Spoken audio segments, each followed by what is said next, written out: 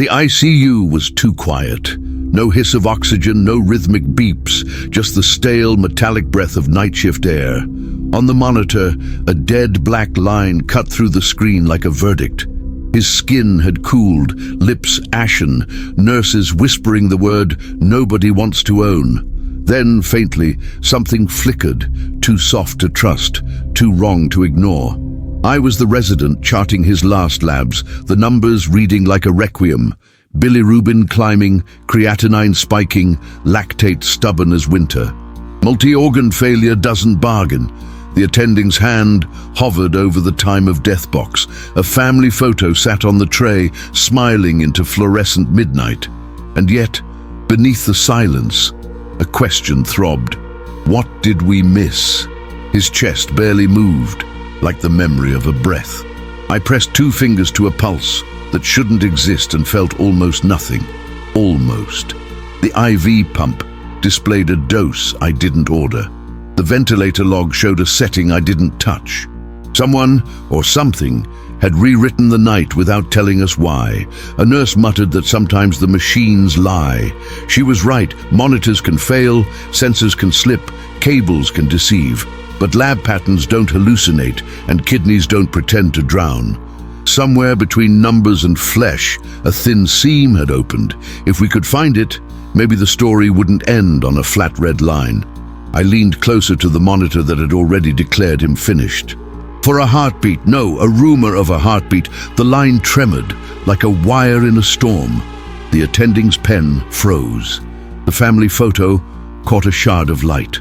We were seconds from signing the end, when the night offered us a different chapter. What happened next would challenge everything medicine thought it knew. His organs were shutting down, liver stalling, kidneys flooding, heart rhythm dissolving into electrical static. The chart said irreversible. The room believed it. But the angle of this case was never about dying. It was about the razor-thin hinge between too late and not yet. He stood there, suspended on that hinge, while we argued with the night. He wasn't a headline or a miracle in progress. He was Rafael M., 46, a father who made crooked paper airplanes for his daughter and hated hospital coffee. He came in febrile and confused, then unraveled faster than our explanations. By evening, we were chasing failure across systems, trying to plug a sinking ship with trembling hands. The ICU hummed with purposeful rituals, blood gases, dopamine drips, ventilator tweaks, whispered checklists. Somewhere along the way, an assumption calcified, a diagnosis that fit too neatly. We believed it because the numbers agreed. We believed it because we were tired. In medicine, fatigue is a magnifying glass for mistakes we can't afford. Medical curiosity, certain drug interactions and rare metabolic crashes can mimic terminal decline, suppressing vital signals and derailing organ function, yet remain reversible if the true trigger is found and corrected quickly. In survival, medical error cases, a small calibration error, misentered dose or misread setting can tip an entire body toward the edge, and sometimes, unbelievably, back. Before we dive deeper into this shocking case, make sure to subscribe, hit like, and comment what city and country you're watching from, so you never miss the next shocking story. Because what saved Rafael was not luck alone. It was a sequence of clues we almost missed. A quiet log entry, a stubborn lab value, and a decision that had to be made in seconds. It started quietly, as so many deadly spirals do. Rafael walked into the ER late on a Thursday evening, clutching his abdomen as though it were carrying fire. His wife said he had been feverish for 3 days, drifting in and out of lucidity, but that morning he collapsed trying to stand. His skin was damp, his lips pale, his words slurred. The triage nurse recorded a temperature of 103.8 degrees, blood pressure sinking at 82/55, and a heart rate beating like an unmoored drum. I remember the sound, chaotic, arrhythmic, as if his chest itself doubted whether to continue. His eyes darted in confusion, struggling to hold on to the simplest questions. We rushed him to a resuscitation bay as monitors screamed urgency. Labs came back in ugly waves. His creatinine doubled from baseline, signaling kidneys failing. His liver enzymes soared, bilirubin climbing until his sclera turned the color of saffron. Coagulation tests painted an ominous picture. His blood was thinning against our will. Multi-organ dysfunction, the attending said flatly. The phrase echoed like a bell toll, each syllable tightening the room. Rafael's wife clutched her purse strap so tightly her knuckles whitened. "He was fine a week ago," she whispered, but fine had vanished. His blood pressure slid lower, despite fluid boluses. Norepinephrine hissed into his veins through an IV pump, but his mean arterial pressure hovered on the edge of collapse. "Septic shock?" a resident suggested. "Or toxic ingestion?" Silence answered. The radiology report offered no relief. CT showed patchy infiltrates in the lungs, a swollen liver, fluid seeping where it shouldn't. But no mass, no trauma, no neat explanation. We had the chaos, but not the cause. And without a cause, every treatment was a shot in the dark. His chart grew thicker while his body grew weaker. I heard the nurse mutter, "He doesn't look like he'll make the night." She wasn't wrong. His urine output slowed to drops. His heart monitor stuttered in ugly rhythms that made interns hold their breath. Each beep was a dare. Will he continue? In the corner, his daughter's paper airplane peeked out of a backpack, absurdly innocent against the smell of antiseptic. We called in specialists. Nephrology, hepatology, infectious disease. Each offered theories, none convincing. Was it an autoimmune storm, a hidden poison, a viral onslaught? One by one, their notes piled up. Critical, uncertain prognosis. When Rafael coughed, his sputum was tinged with blood. A nurse wiped his lips quickly, as though hiding evidence from the family. At 11:47 p.m., the monitor screamed again, ventricular tachycardia. We jolted into motion, crash cart rolling, pads pressing against his sweat-soaked chest. His wife sobbed as we delivered the first shock. The smell of burned skin and ozone filled the air. For a moment, the screen showed flat silence. Then a weak rhythm returned, thin as spider silk, daring us to keep believing. We stabilized him, but barely. Multi-organ failure, unclear origin, the note read. The initial shocking diagnosis was clear. Every system was shutting down. Yet even as the words hit the chart, something didn't fit. The doctors thought they had identified the enemy. They hadn't, and if this first chapter already shocked you, type the word "shocked" in the comments to let us know you're still with us. By dawn, the ICU felt like a battlefield that refused to end. Every monitor surrounding Rafael spoke in alarms. Oxygen saturation dipping, pressure cuffs deflating without recovery, IV pumps demanding attention with shrill beeps. The night had given us a fragile reprieve, but morning stripped away the illusion. His body was not stabilizing, it was unraveling faster. His kidneys nearly stopped producing urine altogether. The Foley bag hung limp, collecting only a few dark drops each hour. The nephrologist shook his head and scribbled oliguria into the chart. At the same time, Rafael's skin began to yellow deeper, sweat beading on his forehead despite the cold air. His body was declaring rebellion organ by organ. Blood cultures were drawn, but results take time. Time we didn't have. While we waited, his lungs betrayed him. Crackles echoed through his chest like static. Each breath was a struggle against drowning from within, as if his alveoli had become sponges. We increased the ventilator's oxygen support, but his saturation numbers refused to climb past the edge of survival. His wife sat by his bed, whispering prayers she had copied from her mother's worn notebook. Every word collided with the hiss of the ventilator. Doctors explained in careful tones that septic shock was our leading theory. But something didn't align. Blood pressure sometimes surged without drugs, then crashed seconds later. These wild swings defied the pattern we expected. Complications piled higher. His blood refused to clot. Every needle prick leaked longer than it should, forcing nurses to press gauze until their hands cramped. The lab report confirmed disseminated intravascular coagulation, a deadly storm where clotting and bleeding coexist. We transfused plasma and platelets, but it felt like pouring water into a sieve already cracked. Then came the heart rhythm chaos.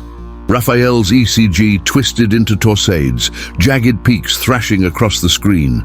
We pushed magnesium, prayed for stability, but his pulse alternated between frantic hammering and eerie silence. Every doctor in the room shared the same unspoken dread. How many systems could collapse before the point of no return? I leaned close, trying to reconcile the numbers with the man beneath the wires.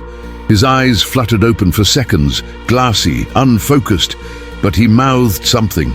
I couldn't hear it, only the faint shape of lips forming a single word. Why? Then his lids dropped again, heavy as stone. That single syllable tore through every clinical barrier we tried to keep. We debated extreme measures, dialysis, high-dose steroids, experimental antivirals. Each option carried risk. Each one felt like gambling with loaded dice. The room buzzed with tension, every specialist certain yet uncertain at once. And as the debate dragged, Rafael's blood pressure plummeted again, alarms shrieking louder than our arguments. Someone shouted, "Focus! We're losing him!" We fought to bring him back, pouring drugs and oxygen into a body that seemed determined to shut down.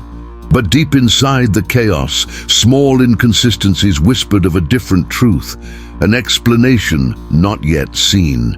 We just didn't know where to look. And as the night prepared to fall again, one thing was undeniable. The worst was still to come. If this leaves you holding your breath, type the word breathless in the comments, because Rafael's story had only begun its darkest turn. By the third night, exhaustion hung over the ICU like a toxic fog. Machines dictated the rhythm, alarms shrieked, ventilators sighed, infusion pumps ticked. Rafael lay motionless under sterile sheets, his chest rising only because the ventilator forced it to. On paper, he was a man at the threshold of death. Yet subtle anomalies whispered that something didn't add up. I reviewed the lab log again, chasing patterns through the haze of fatigue. His lactate had spiked, then dropped suddenly without intervention. His creatinine climbed, but then plateaued when it should have soared. Even his blood pressure, though unstable, showed occasional surges that felt like rebellion rather than resignation. It was as if his body fought a hidden battle we couldn't name. At 2:14 a.m., a nurse tugged my sleeve. "Look," she said, pointing at the ventilator log. A change had been recorded, settings adjusted at 11:37 p.m., but none of us had touched the machine. The adjustment was subtle, a tidal volume increase, almost invisible unless you compared carefully. Someone, or something, had altered the parameters in silence. We checked the chart. No order, no signature. The attending swore he hadn't done it. Residents denied it. The nurse at the bedside insisted she hadn't left the patient alone. Yet the ventilator bore the proof, a shift that shouldn't exist, but did. Rafael's oxygen saturation had improved just enough after that mysterious adjustment to keep him alive. Digging deeper, we uncovered another clue. The IV pump log revealed a medication dose that didn't match the written orders. Slightly lower, as though someone had caught an overdose before it was delivered, but again, no initials, no record. These discrepancies weren't random. They were threads, fragile but undeniable, weaving a story none of us wanted to face. Infectious disease returned with test results that complicated everything. The blood cultures showed no growth, no bacteria, no fungus, nothing to anchor our septic shock theory. "Then what's driving this?" one consultant demanded. The silence afterward was heavier than the alarms. A misdiagnosis loomed like a ghost. Had we been fighting the wrong enemy from the start? I returned to his bedside, eyes fixed on the faint tremor of his chest. His daughter's paper airplane was still perched on the table, fragile wings bending under hospital air. For a fleeting second, I swore I saw his fingers twitch toward it. Maybe coincidence, maybe reflex, or maybe his body was telling us something we hadn't yet understood. The discovery broke not in a grand revelation, but in a whisper. A junior nurse muttered, "Could it be a medication error?" We froze. Her words hung like a verdict. If true, this wasn't just a disease unraveling him, it was us. A wrong drug, a wrong dose, an invisible slip could explain the chaos. The room shifted from panic to horror. We had been searching for an exotic infection or hidden illness, but the trail of altered settings and mismatched doses pointed in another direction. Human error buried under exhaustion and routine. And if that was true, Rafael wasn't doomed. He was poisoned by mistake. If this realization shocks you, comment miracle below, because what we uncovered next would not only save him, it would haunt us forever. The possibility of a medication error hung over the ICU like smoke no one wanted to breathe. We gathered in the conference room, charts spread across the table, while Rafael lay 2 doors down fighting for every moment. No one wanted to say it aloud, but the evidence was undeniable. The numbers didn't collapse because of disease alone, they were pushed. Pharmacy records confirmed our fear. A similar vial, nearly identical in label, had been logged into the unit that night. The intended drug was a stabilizer, the mistaken one, a sedative with toxic effects at high doses. In a fragile body like Rafael's, the mix could mimic septic shock and multi-organ failure. The revelation chilled everyone in the room. "So, what do we do now?"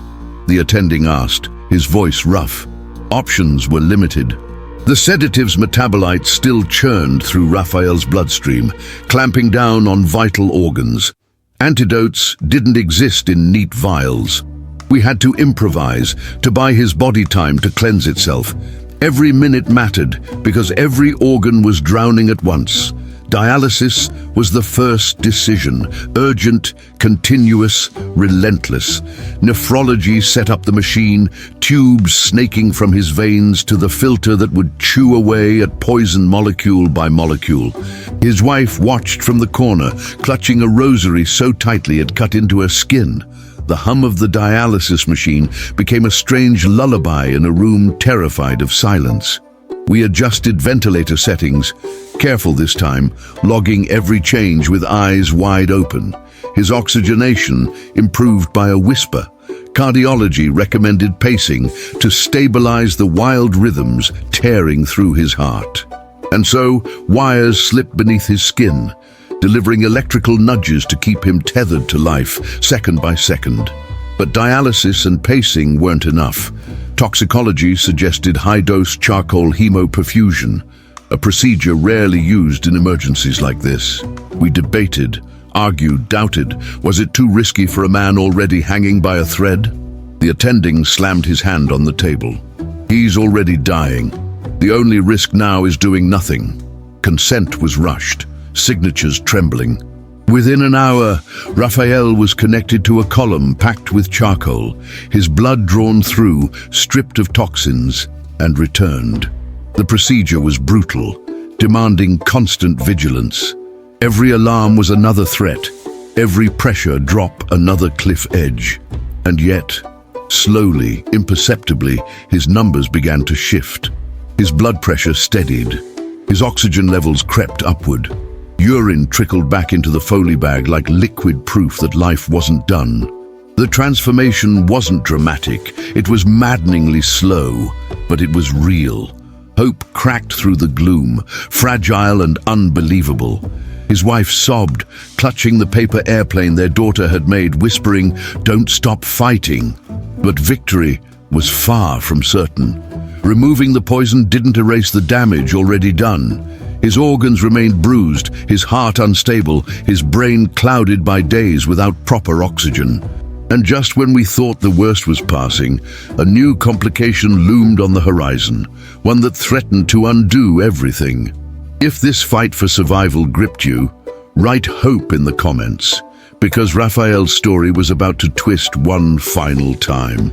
For 48 hours, the ICU lived in suspended breath. Machines whirred, alarms buzzed, nurses whispered updates as if sound itself could tip the balance. Rafael's numbers edged towards stability, but each improvement felt fragile, like a match in the wind. We couldn't yet celebrate. Too many patients had tricked us before, rallying just to collapse again. Then came the moment no one expected. His urine output, nearly gone for days, surged through the Foley tube in a steady amber stream. The nephrologist blinked twice, checked the bag, and muttered, "He's clearing it." Kidneys that had seemed doomed were stirring awake, flushing away the toxins. It was a small victory, but it felt like thunder in our chests. His liver followed, bilirubin sliding downward, yellow tones fading from his eyes. The coagulation profile improved, clots forming where they should, bleeding slowing to normal. It was as though his body, freed from the unseen weight, remembered how to heal. The ICU staff exchanged glances that carried both relief and disbelief. Medicine rarely offers redemption this sharp. Still, the heart remained unpredictable. Episodes of arrhythmia flared, monitors spiking with irregular chaos. But pacing, medication adjustments, and time began to tame the storm. One morning, his ECG traced a rhythm so steady it looked like a lie. The attending whispered, "I never thought I'd see that again." None of us had. The ventilator weaned next. At first, tentative trials, short minutes where Rafael breathed on his own, chest heaving as if rediscovering the art of breathing. Then longer stretches, until finally, with the room silent and every eye fixed on him, we removed the tube. He coughed, grimaced, and took a raw, miraculous breath of his own. His wife wept openly, clutching his hand as if she'd never let go. "You came back," she whispered. Rafael's eyes fluttered open, this time not glassy but anchored. He saw her, recognized her, and mouthed, "I'm here." That moment broke the dam. Nurses cried quietly. Even the attending, hardened by decades, looked away to hide wet eyes. Recovery was slow but undeniable. Physical therapy entered the picture, teaching weakened muscles to obey again. Speech returned in fragments, then in sentences. Each day he walked a little farther. Each night he rested without a machine's help. Against all predictions, Rafael was not just surviving. He was living again. Weeks later, he left the hospital walking, paper airplane in his hand, his daughter skipping beside him. The medical team lined the hallway, clapping softly as if afraid to break the spell. Rafael paused, raised the fragile plane, and tossed it into the air. It wobbled, then soared down the corridor, landing in the hands of a nurse who had once whispered he wouldn't make it. Medicine is a science of precision, but this case was a reminder of humility. A near-fatal error became a crucible for innovation, and survival emerged where death was certain. Rafael's story carved itself into our memory, a man whose organs shut down, then defied fate. And if his journey filled you with awe, write "alive" in the comments, because sometimes miracles don't need to be explained to be believed. Rafael's survival was more than a medical chart filled with abnormal numbers and procedures. It was a confrontation with human fallibility and the razor-thin line between despair and redemption. His organs had betrayed him. Yet what nearly ended his life wasn't nature alone, it was error. And within that error, the team found a path to save him, rewriting what felt irreversible. Stories like Rafael's remind us that medicine is not infallible, but deeply human.